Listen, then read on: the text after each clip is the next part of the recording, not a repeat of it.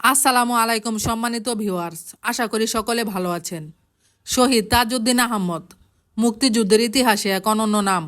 স্বাধীন বাংলাদেশের প্রথম প্রধানমন্ত্রী, স্বাধীনতা সংগ্রামের পুরোধা ব্যক্তিত্ব, মহান মুক্তিযুদ্ধের সফল সংগঠক, যুদ্ধদিনের কাণ্ডারি, বাংলাদেশের রাজনীতিতে মেধা, দক্ষতা, সততা, যোগ্যতা, আদর্শবাদের এক অনন্য দৃষ্টান্ত ও জাতীয় নেতা বঙ্গতাজ তাজউদ্দিন আহমদ।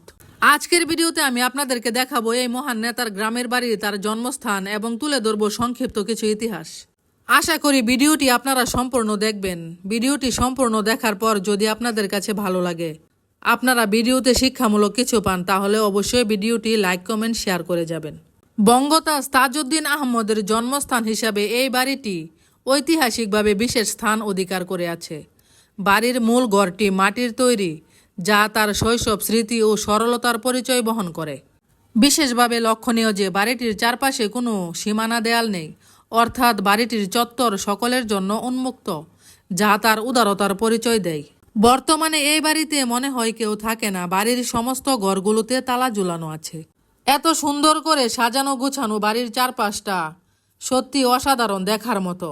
আপনি যদি এখানে ঘুরতে আসেন তাহলে আপনার এই বাড়ি থেকে ফিরে যেতে মন চাইবে না। মন চাইবে যদি এখানে থেকে যাওয়া যেত সারাটা জীবন, এর চারপাশের মনোরম প্রাকৃতিক পরিবেশ দেখে। যদিও মহান নেতার এই বাড়িটি কোটি কোটি টাকা খরচ করে করা হয়নি কোনো কারুকার্য, কোটি কোটি টাকা খরচ করে করা হয়নি কোনো ভাস্কর্য, তারপরও মহান নেতার এই বাড়িটি সত্যি দেখার মতো। এর চারপাশটা সাজানো হয়েছে বিভিন্ন জাতের গাছপালা দিয়ে। বাড়ির পাশে মসজিদ, প্রাথমিক বিদ্যালয় ও বিশাল খেলার মাঠ রয়েছে, যা নৈতিকতা, মানবিক মূল্যবোধ ও সংস্কৃতি চর্চার পরিচায়ক। বাড়ির চারপাশে বৃক্ষরাজি, পুকুর তার নান্দনিক মনের পরিচয় মেলে। বাড়িটির অবস্থান সবুজ শ্যামলে ঘেরা প্রাকৃতিক পরিবেশে হওয়ায় এর ইতিবাচক প্রভাব তার সাধারণ জীবনযাপনের ছায়া স্পষ্টভাবে পরিলক্ষিত হয়। মহান মুক্তিযুদ্ধ ও দেশ স্বাধীন হওয়ার পর বাড়িটি একটি দর্শনীয় স্থানে পরিণত হয়, ফলে প্রতিদিন এখানে দূর দূরান্ত থেকে দর্শনার্থীদের আগমন ঘটে। আপনাদেরকে এখন বলে দিচ্ছি শহীদ তাজউদ্দিন আহমদের সংক্ষিপ্ত পরিচয়। ওনার নাম তাজউদ্দিন আহমদ। ওনার পিতার নাম মৌলভী মোহাম্মদ ইয়াসিন খান।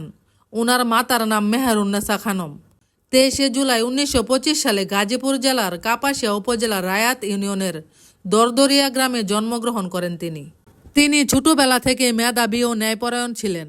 ঢাকা বিশ্ববিদ্যালয় থেকে অর্থনীতি ও আইন বিষয়ে পড়াশোনা শেষ করে তিনি সক্রিয়ভাবে রাজনীতিতে যুক্ত হন। 1975 সালের 3রা নভেম্বর ঢাকা কেন্দ্রীয় কারাগারে জাতীয় 4 নেতার সাথে নির্মমভাবে তাকে হত্যা করা হয়। দিনটি ইতিহাসে জেল হত্যা দিবস নামে স্মরণীয় হয়ে আছে। শহীদ তাজউদ্দিন আহমদ নামটি আলো ছড়ায় প্রাণে, স্বাধীনতার অগ্নিশিখা জ্বালিয়েছিলেন টানে। নেতৃত্বের মশাল হাতে এগিয়ে গেলেন পথ, বাংলার মুক্তির জন্য দিলেন জীবনরত।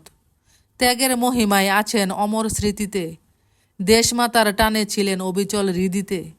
গর্বিত বাংলার শ্রেষ্ঠ সেই সন্তান, তাজউদ্দিন আহমদ থাকবেন চির জাগ্রত প্রাণ।